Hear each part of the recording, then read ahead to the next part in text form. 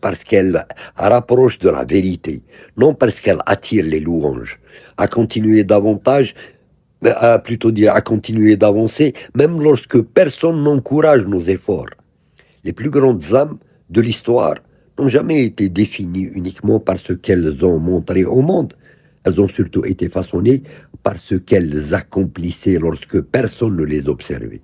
Leur grandeur résidait dans leurs secrets, dans leur lutte silencieuse, dans leurs sacrifices inconnus, dans leurs prières discrètes, dans leurs actes de bonté cachés et dans leur fidélité aux principes lorsqu'aucune récompense immédiate n'était en vue.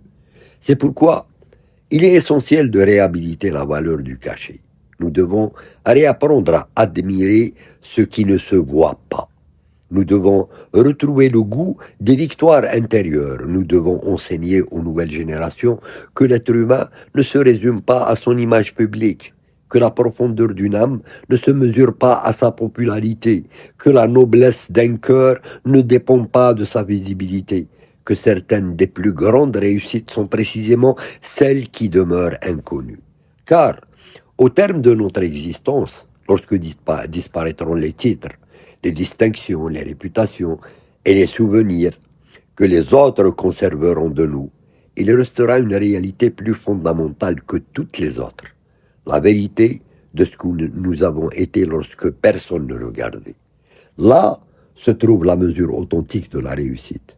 Là se trouvent les victoires les plus précieuses.